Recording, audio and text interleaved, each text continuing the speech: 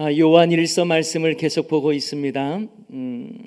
지난 시간에 우리는요, 빛에 속한 삶은 어떤 삶인가를 살펴보았습니다.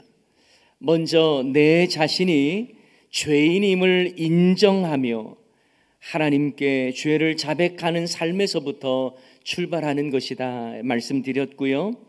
죄사함을 얻는 것은 나의 선함과 공로 때문이 아니라 내가 죄인임을 인정하고 오직 하나님의 은혜로 예수 그리스도를 통해서만 죄사함을 받을 수 있다라고 말씀드렸습니다.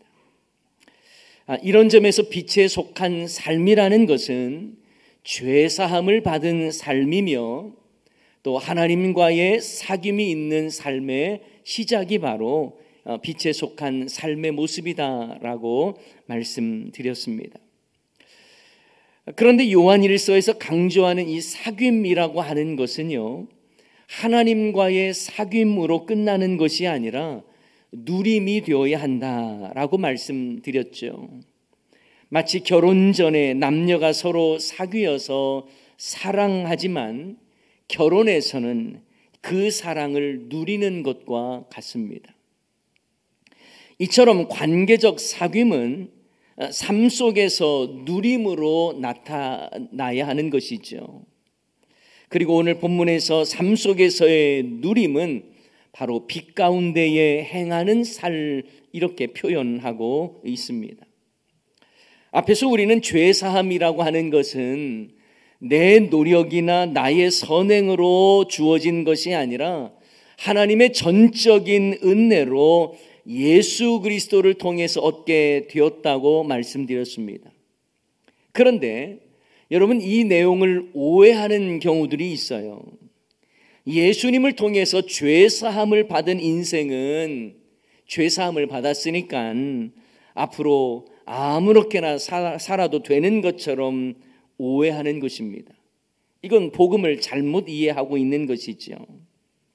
예수님께서 내 죄를 사해 주셨으니 죄를 지어도 구원받는 것과 아무런 상관이 없다며 마음껏 죄를 짓는다면 이 사람은 구원의 은혜가 무엇인지를 제대로 모르는 사람입니다.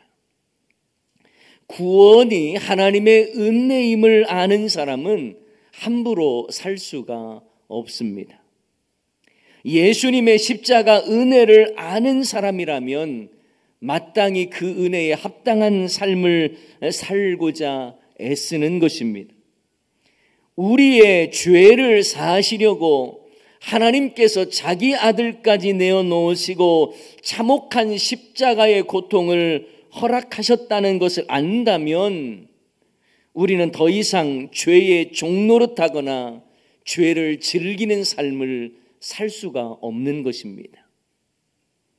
오히려 우리를 향한 하나님의 사랑을 알기 때문에 그 받은 사랑을 실천하고자 애쓰는 것이고, 하나님이 어떤 삶을 사는 길을 원하시는지를 알기 때문에 하나님 기뻐하시고 하나님이 원하시는 거룩한 삶을 살고자 애쓰는 그런 모습이 당연한 것이죠. 혹시라도 나는 예수님을 믿어 죄 용서를 받았으니 이젠 아무렇게나 살아도 된다고 생각한다면 복음을 오해하고 있는 것입니다. 우리가 받은 죄 사함의 은혜를 얻기 위해 하나님께서 얼마나 큰 대가 지불을 하셨는가를 안다면 우리는 더 이상 종의 멍에를 매지 않고 종노릇하지 않는 것입니다. 갈라디아서 5장 1절에 이렇게 말씀하죠. 우리 다 같이 한번 읽습니다. 그리스도께서 우리를 자유롭게 하려고 자유를 주셨으니 그러므로 굳건하게 서서 다시는 종의 멍에를 매지 말라. 아멘. 사랑하는 여러분, 우리는 구원받은 자로서 거룩한 삶을 살기 위해, 그리고 그 믿음을 지키기 위해서 치열하게 살아야 하는 것입니다. 예수님을 믿어 죄 문제가 해결되었다는 것에 만족하면서 아무렇게나 사는 것이 구원받은 자다운 게 아닌 거예요. 그래서 우리는 날마다 죄를 멀리하고 하나님의 의를 구하고 하나님의 뜻을 분별하고자 애쓰고 수고하는 삶이 우리에게는 필요한 것입니다. 오늘 본문에서도 우리가 빛이신 하나님께 속한 자이기 때문에 죄를 범하지 말아야 한다라고 말씀합니다. 하지만 우리가 연약하여서 설령 죄를 범할지라도 잊지 말아야 할 것이 있는데, 예수 그리스도께서 하나님 앞에서 우리의 대언자, 이 변호해 주시는 분이라는 말입니다. 대언자가 되신다는 것을 잊지 말아라 라는 말씀도 우리에게 가르쳐 주죠. 오늘 본문 1절 말씀입니다. 나의 자녀들아, 내가 이것을 너희에게 쓰면, 자, 읽습니다. 너희로 죄를 범하지 않게 하려 함이라. 만일 누가 죄를 범하여도 아버지 앞에서 우리에게 대언자가 있으니 곧 의로우신 예수 그리스도시라. 아멘. 우리가 하나님의 자녀요, 또 예수님을 믿어서 구원받은 백성이라면 하나님이 미워하시는 죄를 짓지 않아야 한다는 것입니다. 그런데 우리가 만일 죄를 범하여도 아버지 앞에서 우리에게 대언자가 있으시다는 거예요. 그분이 누구라고요? 의로우신 예수 그리스도시다, 이렇게 말씀하고 있습니다. 여러분, 우리가 빛이신 하나님의 자녀요, 빛에 속한 자기 때문에 우리가 빛의 자녀들처럼 살아가는 건 지극히 당연한 일입니다. 하지만 빛의 자녀들처럼 살아야 한다는 것을 알면서도 그렇게 온전히 살아간다는 것은 쉽지 않죠. 아니, 불가능합니다. 우리의 잘못된 습관이 있고요, 또 죄의 유혹이 계속 있고요, 또 우리는 너무나 연약하기 때문에 자주 넘어질 수밖에 없습니다. 하지만 그럼에도 죄를 멀리하고 하나님을 가까이 하는 삶을 살도록 우리는 부단히 힘써야 하는 것입니다. 왜요? 우리는 빛의 자녀요, 빛이신 하나님께 속한 자이기 때문입니다. 그래서 저는요, 그 사랑이라고 하는 찬양 가사를 참 좋아해요. 다 표현 못해도 나 표현하리라. 다 고백 못해도 나 고백하리라. 다 알 수 없어도 나 알아가리라. 다 닮지 못해도 나 닮아가리라. 그렇습니다. 우리가 하나님께 받은 사랑을 어찌 다 표현할 수 있겠습니까만, 표현할 수 없어도 표현하는 거예요. 어떻게 주님의 그 크신 사랑을 내 입술로 다 고백할 수 있겠습니까? 없겠죠. 그럼에도 불구하고 나는 날마다 주님의 사랑을 고백하는 거예요.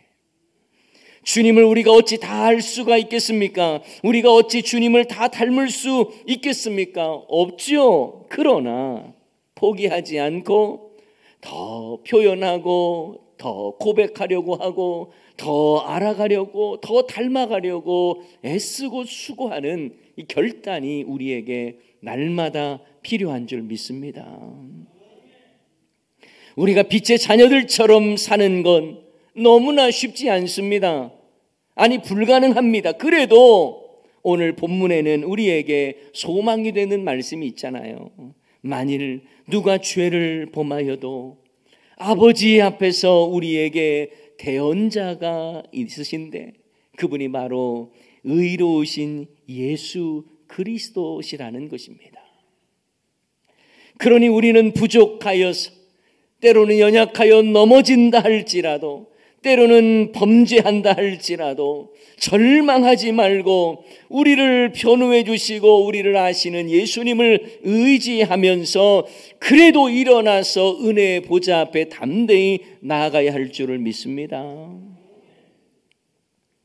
그런데 죄사함을 받았고 구원받았으면 회개할 필요도 없다고 말하는 것은요, 이단 구원파들이 하는 말이에요. 복음의 메시지가 아닙니다. 우리는 예수님을 통해 죄사함을 받았지만 날마다 나의 죄악과 연약함을 하나님 앞에 내어놓으면서 오늘 또 예수 보혈 의지하며 다시 일어나는 거예요. 설령 내일 또 다시 범죄한다 할지라도 그렇습니다. 내가 죄인입니다. 내가 죄를 범죄했습니다. 용서를 구하면서 하나님의 사죄의 은총을 사모하며 회개하며 예수 보혈 의지하며 오늘 또 나아가는 것입니다. 여러분, 요한복음 13장 말씀에 보면 예수님께서 제자들의 발을 씻겨주시는 장면이 나옵니다.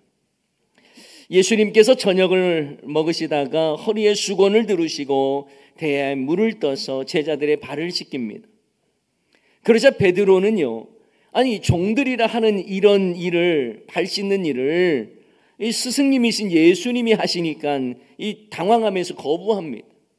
그리고 예수님께 말씀드리죠. 주님, 제 발을 씻을 수 없습니다. 그러자 예수님은 너의 발을 씻지 않으면 너와 나는 상관이 없다, 이렇게 말씀하셔요. 그때 베드로는 깜짝 놀라며 말합니다. 주여, 그러면 발만 아니고 내 몸도 다 씻겨주십시오. 하지만 베드로의 이 말을 들으신 예수님은 이렇게 말씀하시죠. 목욕한 사람은 발만 씻어도 된다라는 거예요. 여기에 목욕한 사람은요, 예수님을 믿어 구원받은 사람을 의미한다고 말할 수 있습니다. 한 번 구원받은 사람 또다시 구원받을 필요는 없다는 것을 의미하겠죠. 그리스도께서 우리의 죄를 단번에 해결해 주셨기 때문에 또다시 구원받을 필요가 없다는 것입니다. 그러나 발은 어떻게 하래요? 자주 씻어야 한다는 거예요. 일상 속에서 짓게 되는 죄에 대해서 날마다 때마다 씻어내는 회개가 필요하다는 말씀으로 이해할 수 있는 것입니다. 이처럼 구원받은 성도라도 육신의 연약함으로 짓게 되는 죄에 대해서 날마다 회개하고 주님께로 돌아와야 하는 것입니다. 난 예수님을 믿어서 죄사함을 받았고 구원받았으니 죄를 지어도 괜찮다, 상관없다라고 말하는 건 옳지 않습니다. 그래서 구원의 은혜를 아는 사람은 여러분 함부로 살 수 없습니다. 하나님의 사랑을 알기에 더욱 말씀을 지키려 하는 것이죠. 자, 오늘 본문에서도 그 내용을 언급하고 있습니다. 오늘 본문 4절 5절 말씀에 보면 이렇게 말씀하죠. 그를 아노라 하고 뭘 지키지 않아요? 그의 계명을 지키지 아니하는 자는 거짓말하는 자요, 진리가 그 속에 있지 아니하되 누구든지 그의 말씀을 지키는 자는 하나님의 사랑이 참으로 그 속에서 온전하게 되었나니 이로써 우리가 그의 안에 있는 줄을 아노라. 여러분, 우리가 주님 안에 있다라는 것, 그리고 주님의 진리의 말씀 가운데 있다는 것을 어떻게 아냐는 거예요. 바로 주님의 말씀을 지키는 그것이 바로 그걸 입증하는 것이다라는 거예요. 말로만 나 예수님 알아 하면서 그의 계명을 지키지 아니하는 자는 거짓말하는 자다라고 말씀하고 있는 것입니다. 우리가 주님 안에 있다는 것, 빛이신 하나님께 속했다는 것은 정말 내가 주의 말씀을 지키려고 하는 자인지 아니면 나는 말씀과 상관없이 살아가는 자인지 여러분 스스로를 돌이켜봐야 하는 것입니다. 죄를 멀리 하면서 하나님의 말씀을 가까이 하는 삶으로 내가 빛이신 하나님께 속한 자구나, 내가 빛 가운데 행하는 자이구나 라는 것이 입증이 되는 거예요. 예전에는 죄를 지었어도요 마음에 큰 부대낌이 없었는데 예수님을 믿고 난 후에는 죄를 짓는 것이 너무 불편하고 부대끼는 거예요. 이처럼 죄를 멀리하고 말씀을 가까이 하는 삶을 사는 것이 바로 빛 가운데 행하는 삶이라고 말할 수 있는 것입니다. 예수님께서 이렇게 말씀하셨습니다. 요한복음 14장 21절 말씀에 보면 나의 계명을 지키는 자라야 어떠한 자래요? 나를 사랑하는 자니 나를 사랑하는 자는 내 아버지께 사랑을 받을 것이요 나도 그를 사랑하여 그에게 나를 나타내리라. 여러분, 남녀가요 부부로 살기 전에 혼자 살 때는요 그냥 내가 생각대로 결정하면 됐어요. 내 환경에 따라, 내 기분에 따라, 내 상황에 따라 마음이 원하는 대로 살았을 수 있습니다. 하지만 결혼 후에도 그렇게 살면 안 되죠. 이제는 서로를 위해 부부의 신의를 지키며 서로의 생각을 존중해주고 내가 그저 원하는 대로 하는 것이 아니라 상대방이 원하는 것이 무엇인지를 살피며 살아가는 것이 마땅한 것 아니겠습니까? 마찬가지로 우리가 예수님을 믿어 하나님의 자녀가 되었다는 것은 더 이상 내 중심으로 살지 않고 예수님 중심으로 살겠다고 하는 결단과도 같은 거예요. 더 이상 어두움에 속한 삶을 사는 것이 아니라 주님이 원하시는 빛 가운데로 행하는 삶을 살겠다는 것, 주의 말씀을 가까이 하겠습니다 라고 하는 것, 이것인 것입니다. 그것이 빛 가운데 행하는 삶이라고 오늘 본문은 우리에게 말씀해 주고 있는 거예요.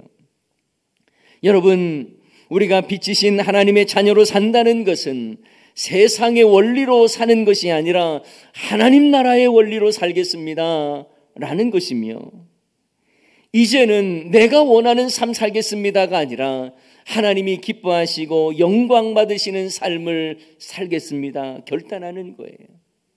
이것이 바로 빛으로 사는 삶이며 빛 가운데 행하는 삶이라고 말할 수 있는 것입니다. 예수님께서도 제자들에게 말씀하셨죠. 마태복음 5장 16절에 이같이 너희 빛이 사람 앞에 비치게 하여 그들로 너희 착한 행실을 보고 하늘에 계신 너희 아버지께 영광을 돌리게 하라. 주님이 원하시는 게 뭐예요? 우리가 빛의 자녀요, 빛에 속한 사람이라면 빛을 사람들 앞에 비추라는 거예요. 너희의 착한 행실을 보여주라는 거예요. 그래서 결국 너로 인해서 그들이 하나님께 영광을 돌리게 하라는 것입니다. 이처럼 우리도 착한 행실을 통해 하나님께 영광 올려드리는 삶을 살아야 하는 것입니다. 이것이 우리가 빛 가운데 행하는 삶의 모습인 거예요.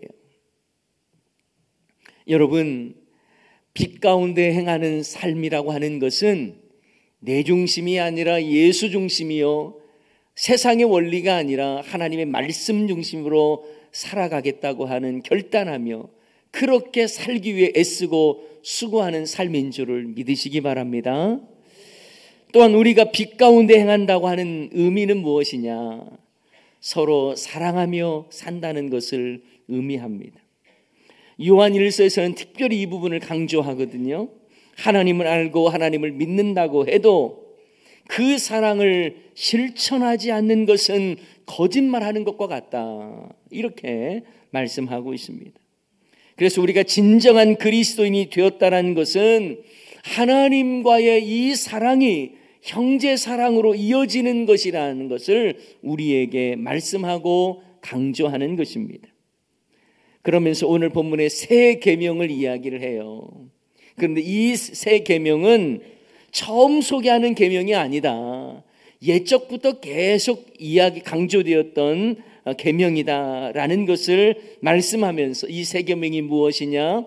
형제를 사랑하는 것이다, 이렇게 말씀하고 있습니다. 자, 오늘 본문 9절과 10절입니다. 빛 가운데 있다 하면서 그 형제를 미워하는 자는 지금까지 어두움에 있는 자요, 그의 형제를 사랑하는 자는 빛 가운데 거하여 자기 속에 거리낌이 없으나, 이렇게 말씀하고 있습니다. 빛 가운데 있다 하면서 그 형제를 미워하는 것, 그렇다면 지금까지 어두움에 있는 것이라는 거예요. 새 계명을 지키고 빛 가운데 거하는 삶은 바로 형제를 사랑하는 것이라고 말씀하고 있습니다. 이것은 예수님의 공생애 때에도 제자들에게 누누이 강조하셨던 부분이에요. 마태복음 22장에 보면 한 율법사가 예수님을 시험하기 위해 찾아와서 율법 중에 어느 계명이 가장 큽니까? 라고 묻습니다.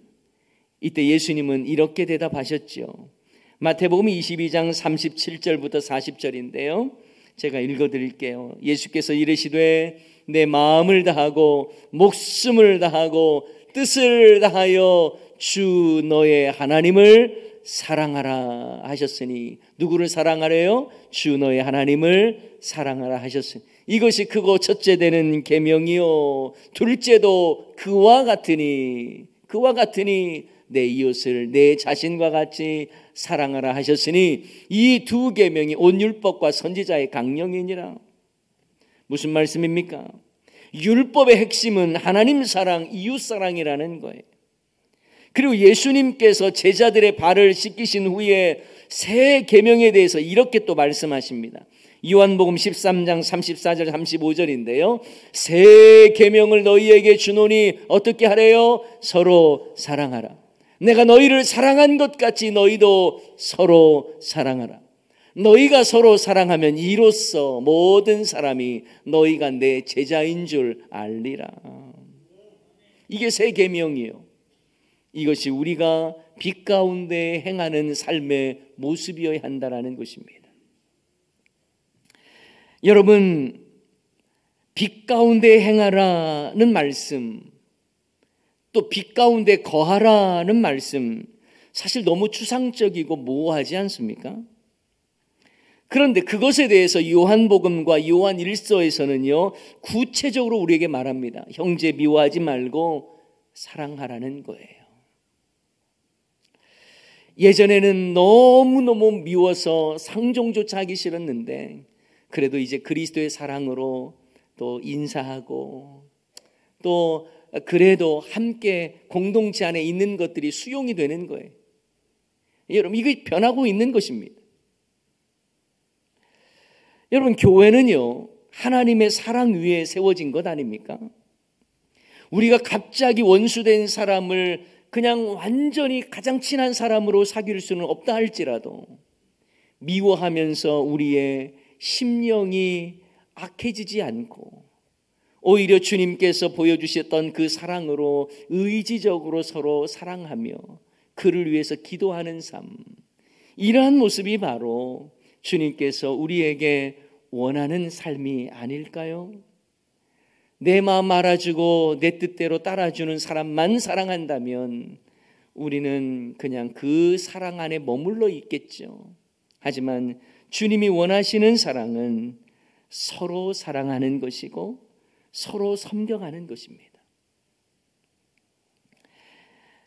예수님께서 이루신 십자가 사랑, 그 사랑이 바로 하나님이 우리에게 보여주셨던 사랑 아닙니까?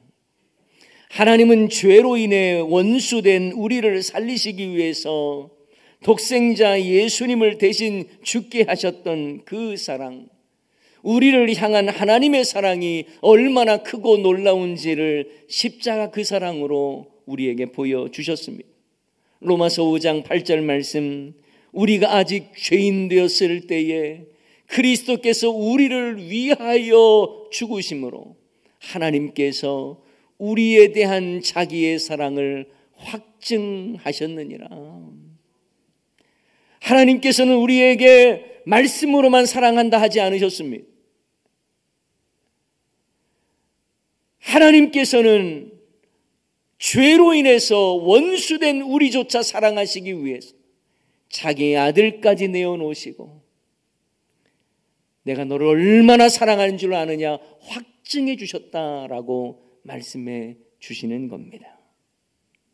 멸망당할 수밖에 없는 인생, 죄로 인하여 영축을 수밖에 없는 인생이었지만 하나님의 사랑, 십자가 그 사랑으로 우리의 죄를 사해 주시고 예수 생명으로 살게 해 주셨습니다. 그러므로 이제는 우리가 하나님의 베푸신 그 사랑을 실천하며 살아가는 거예요. 이것이 바로 빛 가운데 행하는 삶이라는 것을 우리에게 가르쳐 주는 것입니다. 여러분, 하나님이 빛이시라는 걸 우리가 어떻게 증명해 보일 수 있겠습니까? 강력한 조명과 불빛으로 증명할 수 있겠습니까? 아니죠. 우리가 빛의 자녀라는 것을 선한 행실을 통해서 사랑하는 성도들과 이웃들에게 보여주면서, 그래서 하나님이 빛이시라는 것, 그걸 보여주는 것입니다. 여러분, 우리가 하나님은 빛이시라고 하는 걸 무엇으로 증명합니까? 어두움 가운데 살아가는 그 인생을 추구하는 것이 아니라, 하나님이 원치 않는 어두움의 일을 하는 것이 아니라 주님이 원하시는 그 일을 행함으로 하나님은 빛이시라고 하는 것을 증명해 내 보여야 하는 것입니다. 물론 우리의 삶은 연약해서 완전한 거룩한 삶을 사는 것은 불가능합니다. 하지만 그렇다 해도 날마다 죄를 범하지 아니하고 빛 가운데로 나아가는 삶을 우리는 살아가야 하는 거예요. 또한 죄를 범했다 할지라도 그 가운데에 우리가 절망하지 말고 우리의 죄를 사하시기 위하여 화목제물 되신 예수님을 의지하며 오늘도 날마다 주의 계명 지키고자 다시 몸부림치고 애쓰면서 치열하게 살아야 하는 것입니다. 이것이 바로 빛 가운데에 거하는 삶이요, 빛 가운데 행하는 삶이라고 말씀해주고 있는 것입니다. 여러분, 빛 가운데 거하며 행하는 삶은 이제는 나는 밤에는 다니지 않고 낮에만 다녀야 되겠다, 이걸 말하는 게 아니라는 걸 여러분 너무 잘 알고 있잖아요. 무엇입니까? 형제를 더 이상 미워하지 않고 사랑하는 것입니다. 우리가 예수님을 닮아가겠다고 결단한다면 예수님의 십자가 사랑을 닮아가야 하는 거예요. 여러분, 그러기 위해서는 나에게 아픔을 주었던 사람조차도 사랑할 수 있도록 애쓰고 몸부림치는 것이, 그것이 바로 의지적 사랑이요, 주님께서 우리에게 보여주셨던 사랑 아니겠습니까? 이런 점에서 교회의 건강성은 뭐니 해도 사랑이 있습니다. 사랑이 없는 교회는 아무리 많은 일을 해도 건강한 교회일 수 없겠죠. 예수님을 닮는다는 건 역시 예수님의 사랑의 마음을 담는 것입니다. 저는 우리 교회가 다른 것은 많이 부족해도 사랑이 충만한 교회가 되기를 소원합니다. 인간 냄새가 아니라 그리스도의 향기가 가득한 교회가 되기를 소원합니다. 많이 부족한 부분이 있다 해도 하나님의 사랑의 풍성함과 성도의 선한 행실로 세상을 감동시키는 우리 대연중앙교회 되기를 소원합니다. 사랑하는 여러분, 우리가 빛 되신 하나님의 자녀로서 빛 가운데 행하는 삶을 살고 있는지 한번 돌이켜봐야 하잖아요. 죄를 멀리하며 하나님의 말씀을 배우고 가까이 하고자 하는 그 열망이 나에게 있는지, 그리고 새 계명으로서의 형제 사랑을 실천하고 있는지를 살펴봐야 하는 것입니다. 아직도 여러분의 마음에 누군가를 향한 앙금과 미움이 있다면 주님 앞에 내어놓으세요. 그래야 우리가 빛의 자녀다운 것입니다.